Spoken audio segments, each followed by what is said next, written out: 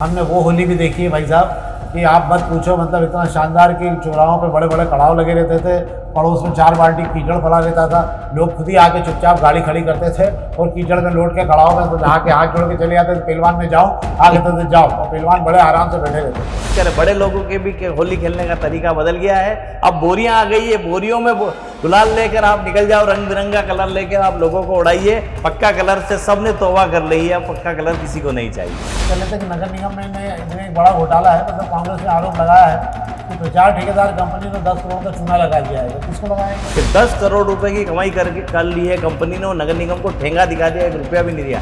आज फोटो बहुत सुंदर छपा है ये, इस फोटो का आप देखिएगा, नायाब तरीके से फोटो डाला गया है।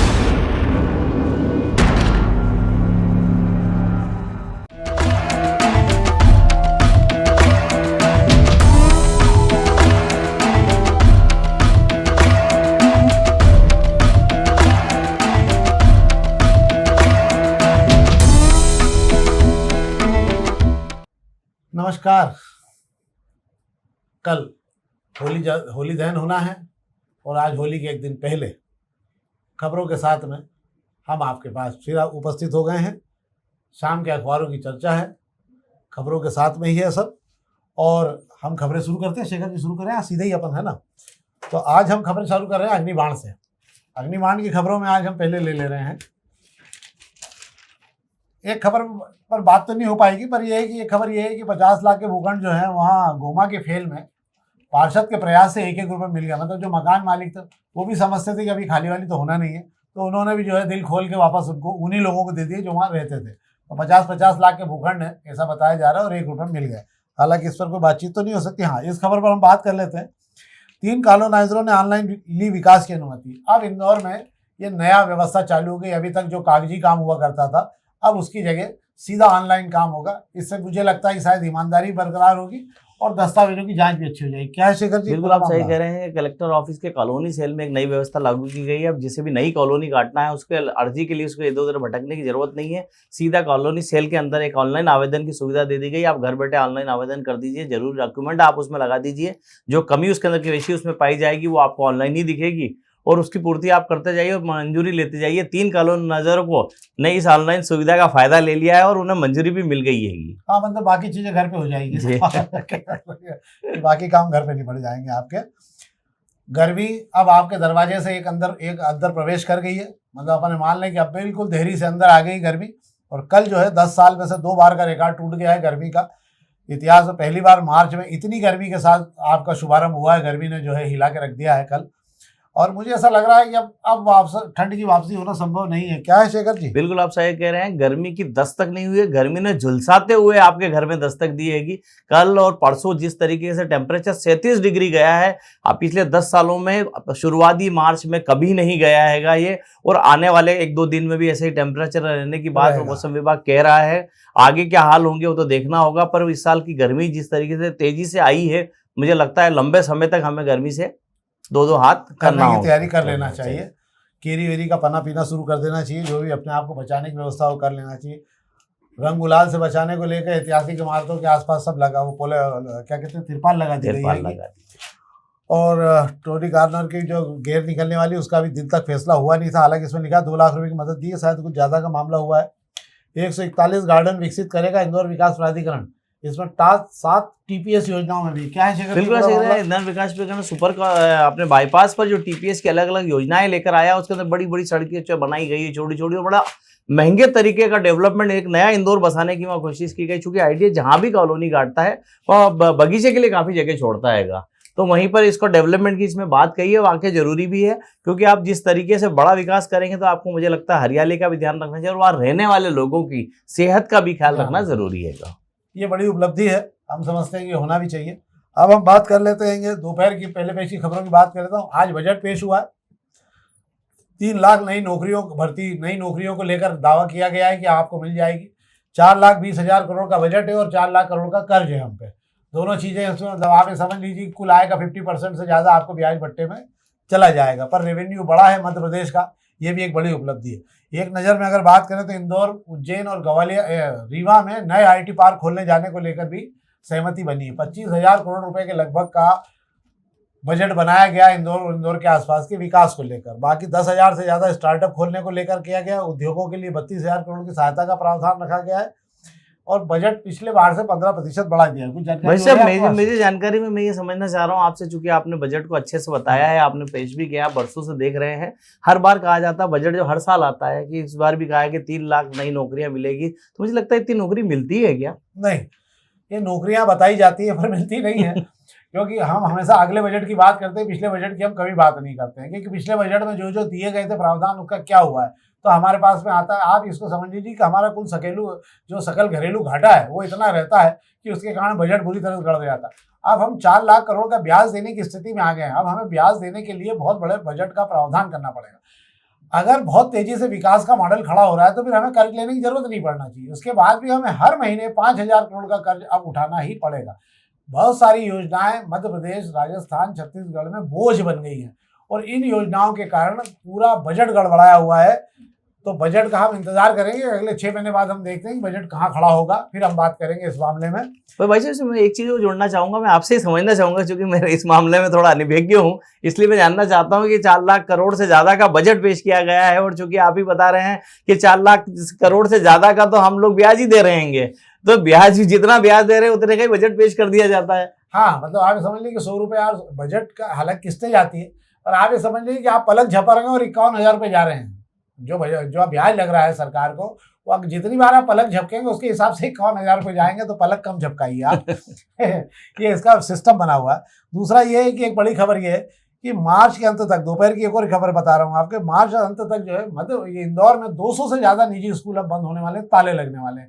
इसके कारण ये है कि जो नए प्रावधान बनाए गए हैं उसमें वो स्कूल फिट ही नहीं बैठ पा रहे और डीओ ने संभागीय शिक्षा अधीक्षक ने भी कह दिया है कि हम उनकी व्यवस्था कर रहे हैं, उन बच्चों कहीं और हम शिफ्ट कर देंगे। क्या बिल्कुल आप सही कह रहे हैं। नई शिक्षा नीति के अंदर अब स्कूलों की मान्यता को लेकर, नवीनीकरण को लेकर एक नया शर्तें जो जोड़ी गई है। स्कूल जहां चल रहा है उसका 3 साल का एग्रीमेंट चाहिए, उसके बाद में उसकी रजिस्टर्ड एग्रीमेंट चाहिए। अब कोई किसी को स्कूल चलाने के लिए मकान किराए पे देता है तो उसको रजिस्टर्ड एग्रीमेंट वो कराएगा नहीं क्योंकि कब्जा होने का डर रहता है। दूसरी बात कर ले, ज्यादातर इंदौर में जो स्कूल, इंदौर क्या पूरे मध्य प्रदेश की बात कर लो, चूंकि अभी इंदौर के 2 से स्कूल बंद होने की नौबत आई है, तो स्कूल जो है अवैध कॉलोनियों में चल रहे हैं, गाँव ठान की जमीन पर चल रहे हैं। अब अवैध कॉलोनियों में रजिस्ट्री तो होती नहीं है, रजिस्ट्री होती नहीं तो रजिस्टर्ड एग्रीमेंट कहां से होगा। इस वजह से कई स्कूल वाले इसको नहीं दे पा रहे हैं, इसलिए उन्होंने यही सोच लिया है कि स्कूल बंद कर दें, वही ज्यादा अच्छा रहेगा। इस पॉलिसी को लेकर स्कूल वालों ने काफी विरोध प्रदर्शन किया, ऊपर तक बात भी पहुंचाई गई, लेकिन उनकी बात कहीं नहीं सुनी गई। वे कोर्ट भी गए पर सरकार की पॉलिसी पर मोहर लगी और अब ये स्कूल बंद होने की नौबत पर आ गए हैं। इसमें एक बड़ा नुकसान उन छोटे क्षेत्रों में होगा जहाँ सरकारी स्कूल नहीं है और उन छोटे छोटे स्कूलों में जो बहुत बहुत कम पैसों में इन प्राइवेट स्कूलों में बच्चों को शिक्षा मिल जाती थी, वो शिक्षा से वंचित रह जाएंगे।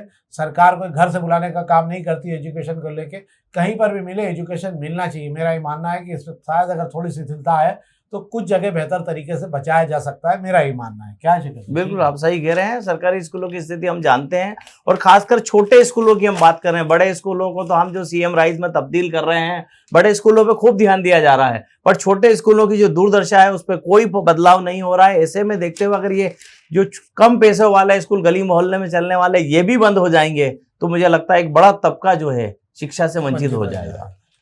अब हम पत्रिका खबरों की बात कर लेते हैं। पत्रिका में एक बड़ी उपलब्धि ये हो रही है कि इंदौर से अब जुड़ेगा विशाखापट्टनम सीधा, 4 घंटे की फ्लाइट रहेगी, आपको कहीं उतरना नहीं पड़ेगा और ये रायपुर होती हुई सीधी आपको वहाँ विशाखापट्टनम ले जाएगी। इसके अलावा कुछ और फ्लाइट भी चालू हो रही है, इसी के साथ में गोवा भी रहेगी और रायपुर की भी एक फ्लाइट चालू हो रही है।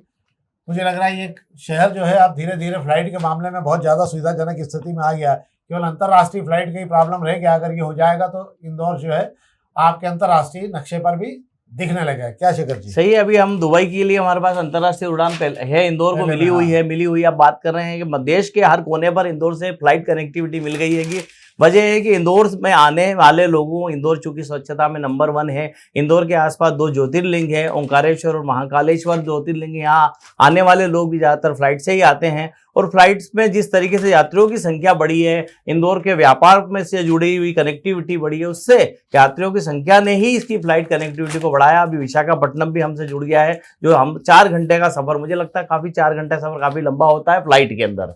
लोकल मतलब आप डोमेस्टिक में अगर उड़ रहे हैं और 4 घंटे लग रहे हैं, अगर विशाखापट्टनम भी जुड़ गया है तो मुझे नहीं लगता कि देश का कोई कोना इंदौर के लिए बच रहा है। बचा होगा। और 4 घंटे की फ्लाइट में आप दुबई भी जा सकते हो, 4 घंटे की फ्लाइट में आप विशाखापट्टनम भी जा सकते हैं। और दुबई की फ्लाइट सीधी उड़ेगी और आपको यहाँ वाले में झटके खाते हुए जाना पड़ेगा, मतलब एक दो जगह स्थापित रहेंगे। हम प्रभात खंड खबरों की बात कर लें तो प्रभात खंड का एक फोटो में जाऊँगा वीडियो एडिटर जी से कि वो दिखाएं। आज फोटो बहुत सुंदर छपा है ये वाला। इस फोटो का आप देखिएगा, नायाब तरीके से फोटो डाला गया है। फोटो का हुनर प्रभात खंड में ज्यादा रहता है, क्योंकि फोटो की क्लिपिंग प्रभात खंड में कौन देखता है। शरीफ कप्तान जो है फोटो के मामले में, शरीफ कप्तान का हाथ बहुत अच्छा है। फोटो खींचने के मामले में मानना पड़ेगा, दाद देता हूँ उनको, बहुत बढ़िया फोटो खींचा उन्होंने और फोटो के मामले में उनकी मास्टरी भी है और अच्छा फोटो खींचा है ये वाला। आज ये सुरक्षा को लेकर बड़े प्रबंध किए गए हैं, क्योंकि रंगों के कारण ऐतिहासिक इमारतों पर गंदगी ना पहुंचे या रंग ना पहुंचे, क्योंकि उनको साफ करने में बड़ी दिक्कत होती है, इसलिए ये प्रयास किया गया है।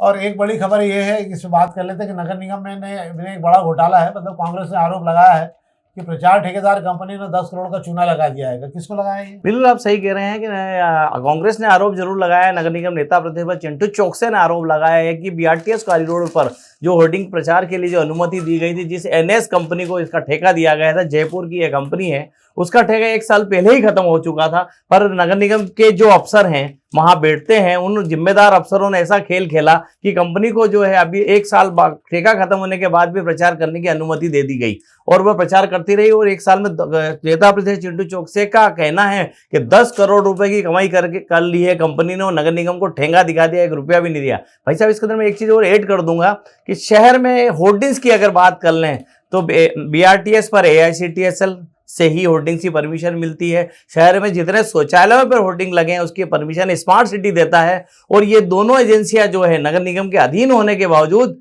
नगर निगम को मंजूरी देने से पहले नगर निगम को ना खबर करती है, ना यहाँ से जो टैक्स आ रहा है वो नगर निगम को देती है। इसको लेकर राजस्व प्रभारी नगर निगम के निरंजन सिंह गुड्डू भी चिट्ठी लिख चुके हैं और ये बड़ा गोलमाल है, ये कोई नई बात नहीं है। चिंटू चौक से देर से जागे हैं, पर ठीक है, आए हैं, मसला उठाया है उन्होंने। निरंजन सिंह गुड्डू इसके पहले कुछ दिन पहले, हफ्ते भर पहले चिट्ठी लिख चुके हैं महापौर को कि एक बड़ा गड़बड़ घोटाला वहां पर हुआ है। तो यार ये 10 करोड़ के जो घोटाला हुआ है, 10 करोड़ के इस प्रयागराज में कौन कौन नहाया होगा? इस प्रयागराज में जो लोग नहाए, अगर इसकी जांच होनी चाहिए। बात लोकायुक्त में शिकायत करने की जा रही है। अब लोकायुक्त में शिकायत होगी, कब जांच होगी और कब क्या होगा, ये हमें तब तक मुझे लगता है दूसरा कुंभ आ जाएगा। हाँ, आज ही हमने पहने कपड़े और आज ही हम नहाए हुए हैं और इसके अलावा कुछ भी हासिल आएगा नहीं इसके अंदर। और ये पार्षद ने कहा यार, शराब की दुकान हटने के बाद आना, पार्षद से कहा है क्षेत्र के लोगों ने। यही मामला है, कुछ और भी मामला है इसके अंदर? ये जो मामला है, वाकई आप सही कह रहे हैं, ये जो मामला है पालदा और साजन नगर की दुकानों का, शराब दुकानों का मामला है। और भाई साहब, इसके अंदर मैं आपको एक दिलचस्प कहानी बता दूं कि ये जो शराब दुकानें बताई जा रही है, ये शराब दुकानें एक पूर्व भाजपा पार्षद की बताई जा रही है। ये अब भाजपा पार्षद और एमआईसी सदस्य के बीच में दुकान को लेकर जो झगड़ा हुआ है, इसके पीछे कई कयास लगाए जा रहे हैं कि भाजपाई जो भाई हैं वो आपस में एक दूसरे के दूर कैसे खिंच गए। पिछली बार भी ये दुकानें यही थी, इस बार क्या कमी रह गई है जिस वजह से दुकान के खिलाफ पार्षद मनीष शर्मा मामा ने मोर्चा खोल दिया है। कल कलेक्टर ऑफिस पहुंच गए थे और कह रहे हैं कि मुझे इलाके के लोगों ने कह दिया शराब दुकान नहीं हटवा पाओ तो इलाके में मुंह दिखाने मत आना। नहीं, अच्छी बात है, हट भी गई तो क्या, चूंकि इतना आसान होगा नहीं। अगले, ये मुझे लगता है अभी तो लगी रहेगी, अगले 1 अप्रैल से, हाँ, 1 अप्रैल से जो बदलाव होना है, ढूंढना पड़ेगा उसके अंदर। तो वैसे भी महिलाओं से हस्ताक्षर करके प्रावधान बना हुआ है कि महिलाओं से आप हस्ताक्षर करा के 80% महिला। भाई साहब, समस्या ये होती है कि नेताजी अगर उसका विरोध नहीं करेंगे तो नेताजी का नाम कैसे होगा, और पहल तो नेताजी को करनी पड़ती है, जनता नहीं जाती है, ये बात बिल्कुल सत्य है। ठीक बात है। तो ये तो था हमारा खबरों का सार। कल होली है और परसों धुलंडी है, रंगों का त्योहार है। इंदौर में मैं सोचता हूँ 100 सालों से होली का अपना एक इतिहास रहा है। हमने वो होली भी देखी है भाई साहब कि आप मत पूछो, मतलब इतना शानदार कि चौराहों पे बड़े बड़े कड़ाव लगे रहते थे, पड़ोस में 4 बाल्टी कीचड़ पड़ा रहता था, लोग खुद ही आके चुपचाप गाड़ी खड़ी करते थे और कीचड़ में लौट के कड़ाव में नहा के हाथ जोड़ के चले जाते थे, पहलवान में जाओ, आ कहते थे जाओ, और पहलवान बड़े आराम से बैठे रहते थे। मैं एक अपना भी किस्सा आपको सुनाता हूँ कि मैं जब परदेशीपुरम में नया नया रहने गया तो मुझे लगा कि यार होली का दिन था, तो अपने दोस्तों को इधर आने के लिए चिवन बाग पे कहा कि आ जाना, तो अपन यहाँ से चलेंगे। तो भाई साहब मैं बड़े आराम से कपड़े पहन के बाहर निकला तो देखा चौराहे में एकदम भीड़ आई और एक भाई साहब कुर्ते पजामे में स्कूटर पे आए जैसे ही आया तो सबने घेर लिया, होली होली, जैसे ही भीड़ हटी भाई साहब तो चड्डी बनियान में थे वो। मैंने वापस गाड़ी पलटाई और घर चला गया मैं। तो मैंने वाली होली भी देखी है कि हमने वो भी होली देखी कि यहाँ बिल्कुल ऑयल पेंट से पोतने के बाद में छोड़ा जाता था लोगों को, मतलब ऊपर से नीचे तक कहीं पे भी जगह नहीं छोड़ी जाती थी कि आदमी कहाँ कहाँ नहाए और कहाँ धोए। तो ऐसी हालत रही है, पर अपना एक इतिहास रहा है। अब धीरे धीरे बहुत सुधार हो गया, हुड़दंग खत्म हो गई, रंग खत्म हो गए, पर होली का उत्साह बन गया। नए सिरे से नए बच्चे आ रहे हैं, अपना आपका भी ध्यान रखते हैं नए बच्चे, और थोड़ा बहुत जो है पुलिस व्यवस्था का भय भी हो गया है, जो किसी जमाने में कम हुआ करता था। किसी जमाने में हमने ये भी देखा कि पहलवान से खुद ही पुलिस वाले हाथ जोड़ते हैं, मत डाले यार, रंग कपड़े खराब हो जाएंगे, मेरे को ड्यूटी करना है अभी यार। हमने वो भी दिन देखे। क्या है शेखर जी? बिल्कुल आप सही कह रहे हैं कि पिचकारी का जो दौर, होली यानी पिचकारी और होली यानी पक्के रंग हुआ करता था। आप बात कर रहे हैं कीचड़ से लेकर, गोबर से लेकर, ऑयल पेंट तक का जो कलर चौपड़ाया जाता था। पहले जब होली खेले जाती थी उसका मकसद ये था उसका रंग 2-4-5 दिन तो चेहरे पे नजर आना चाहिए, तभी माना जाता था। कई लोग ऐसे होते थे कि होली का रंग उतारते नहीं, साबुन वाबुन से इतने रगड़म पट्टी नहीं करते थे कि कलर 2-4 दिन तो दिखे लोगों को, लगे कि होली खेली है। पर अब समय बदल गया है, पिचकारियां ढूंढे नहीं मिल रही है बाजार में, पिचकारियां अब सिर्फ गाँव के लिए बची है। और शहर में जो कुछ लोग पिचकारी का उपयोग करते हैं तो गमी में कहीं कलर डालना जाना है तो उसका पिचकारी का उपयोग कर रहे हैं। नए बच्चे पिचकारी को नहीं देख रहे हैं, नए बच्चे पंप देख रहे हैं। अभी एक नई चीज आ गई, सिलेंडर आ गया है, सीज फायर जैसा सिलेंडर आ गया, उस सिलेंडर से सूखा रंग प्रेशर से उड़ाया जाता है। और बच्चे लोग जो महंगा महंगा सिलेंडर की टंकियां लेके जाना पसंद कर रहे हैं, पंप खरीद रहे हैं। अब बात कर ले रंग की, बात करें बड़े लोगों के भी होली खेलने का तरीका बदल गया है। अब बोरियां आ गई है, बोरियों में गुलाल लेकर आप निकल जाओ, रंग बिरंगा कलर लेकर आप लोगों को उड़ाइए। पक्का कलर से सबने तौबा कर ली है, पक्का कलर किसी को नहीं चाहिए। हाँ सही बात है कि रंगों का मामला तो वैसे भी ऐसा है कि रंगों से जितना आप अपने आप को सुरक्षित रख सकते हैं रख लें। पहले भी ये होता था कि अगर आपको मालूम है कि आज आपके सारे दोस्त आपके घर आपको रंगने वाले हैं तो पहले आदमी मार खोपरे का तेल, ना सरसों का तेल, ना सारे तेल, मीठा तेल तो कौन सा था, इतनी पोत लेता था। हालांकि जो आते थे वो भी इतनी तैयारी से आते थे कि उसके बाद भी बराबर करके जाते थे। पहले कपड़े से मुंह साफ करते थे, कपड़ा साफ कर लाते थे, इसका मुंह साफ करो उसके बाद में रंग लगाओ साले को, बोले समझदार बन रहा जाता है। तो वो भी था।